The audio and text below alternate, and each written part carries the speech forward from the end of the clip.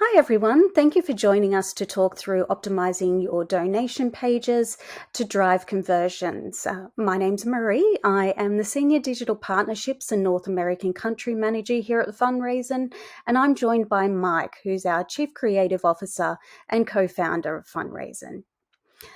Today, we'll run through techniques to optimize and personalize the donor experience to instill confidence, resulting in faster, more engaging experiences that drive conversion.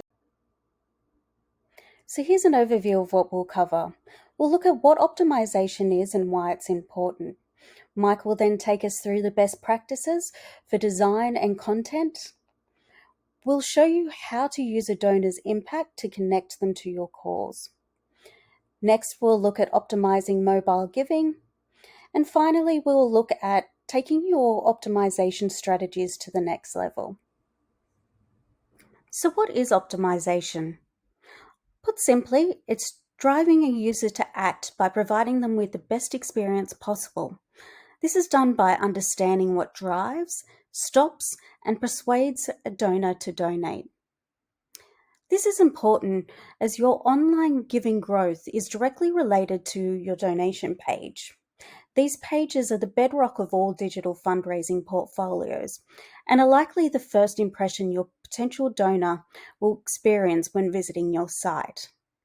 Data shows it takes about 50 milliseconds to make a first impression on your donors. The look and feel of a donation page can be the deciding factor for a potential donor to give. I'm going to pass over to Mike. He's going to get us started with talking through the best practices for design. Thank you, Marie. Today, we'll start with the most basic of donation pages. This is an extremely simple 3-step donation form, which can be dropped onto any page. Now, first off, this donation page really might work for your campaign. You might have a very particular audience that you know will convert with a page just like this. But let's look at what we might add to increase our conversion rate for a wider audience. For the sake of time, I've taken this exact page and I've added some new content and features. Let's start with the design basics. We want clear, accessible fonts. Clear and simple font choices will help create a professional and trusted look and feel. We want a consistent size, one size for our body copy, one size for our headers. We want that create that visual consistency. We want consistent and accessible colors. Our donate buttons are consistent colors throughout our sites. If we have register and donate button throughout the site, let's keep them different, making sure text over backgrounds is clear. Big one is page speed. This page here is pretty light on images, but if they were uncompressed, it would be around 24 meg. If we compress this, we could get that down to 500-600 kilobytes, which is a 97% saving. Even with really fast internet connection, optimizing these could save anywhere from 2 to 5 crucial seconds, which has a huge impact on conversion. Reducing clutter and the temptation to leave the page is also extremely important. So this is why in this example, we've hidden our main navigation. I'm going to jump into our visual builder, which is our purpose built inline site editor, and break down some of these content elements. So first off, our strong CTA headline remains, but we will add a further supporting statement that will also act as an intro and link to our impact statement further down the page. Page anchors. So while our ultimate goal is to keep donors staying on the page and converting, there are times when a donor will navigate away to find other information on the site. Page anchors are a great way to move people around the page without them leaving. Linking our intro text at the top to our impact statement really is an easy win.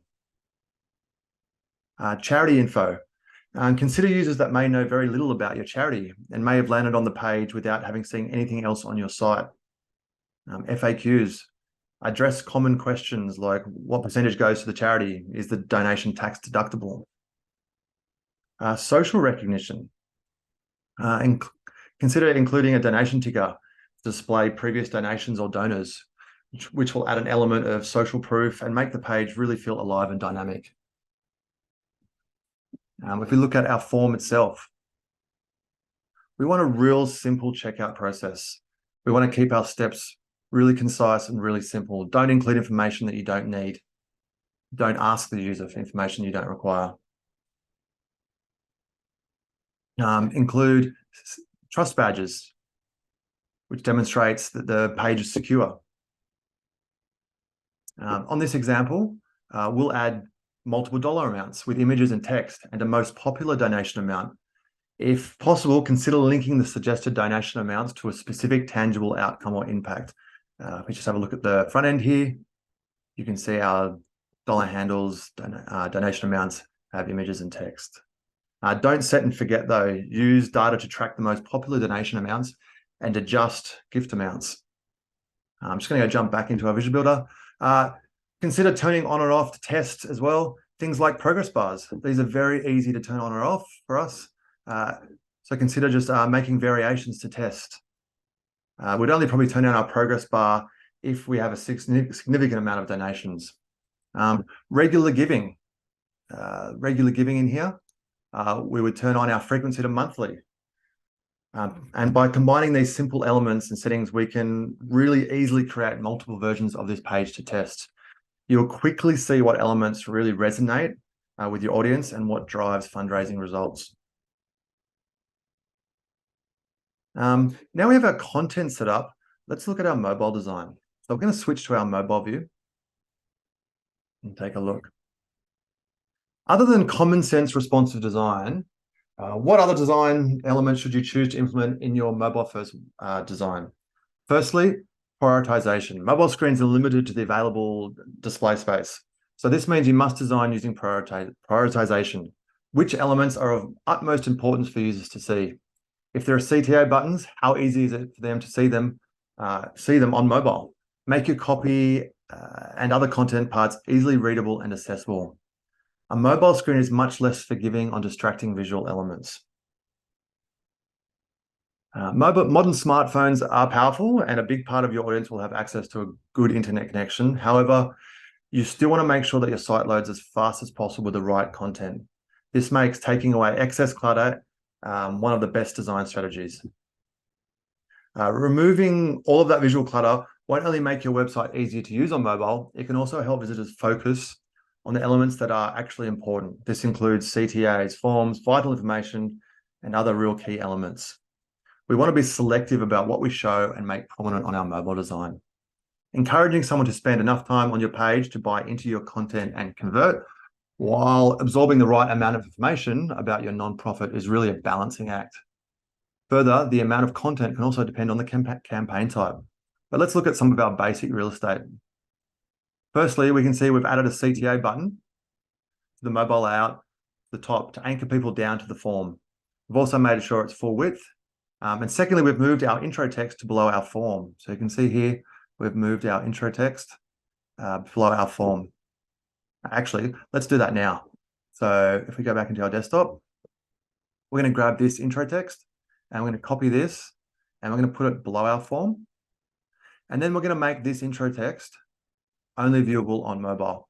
So we're going to go into there and we're going to click our advanced settings and our device visibility and make sure that only appears on mobile. I'm going to save that. This top one, we've already set this to appear just on desktop, as you can see a little icon here. So now flipping between the two devices, our text will not appear at the top, it will appear down below.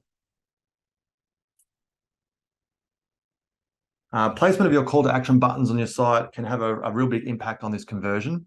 It was always said that CTA buttons should be above the fold and something users should see straight away. This is a tried and tested formula that works in a lot of cases, but is your campaign strong enough that one sentence and a background image is going to convince people to click that button and donate or register? Sometimes having it above the fold may not always be the most effective method, especially in the nonprofit industry. When we have more content before the CTA button, it gives the charity more space to explain its cause and differentiate its campaign in a crowded market before hitting users with that call to action button. So don't rule out placing buttons below the fold if you need more space to get your message across. It all comes down to how much intent people have when they land on your page and how clear the message in your campaign comes across. Again, test variations with CTAs above and below the fold.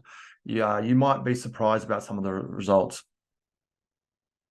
In conversion rate optimization, everything that comes before the CTA is just as important, sometimes more so, than the CTA itself. So make sure you look beyond testing just where the button sits and look at other elements and content on your pages. In this example, we've also moved our ticker from the top of the page to below the page. We want to collect only the essential information about donors, like I mentioned before. This isn't the time to be surveying potential donors or be collecting any unnecessary information. So in these examples, we've turned off address field for instance.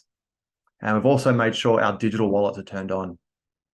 The final step of the donation process is usually the one with the highest drop-off rate. So this can be down to a few different factors, but a key factor is ease of payment. If a user has to enter a lot of information, it can really deter them from finishing the registration or the donation process and cause them to leave the site. To help tackle this, we use Stripe wallets on our platform.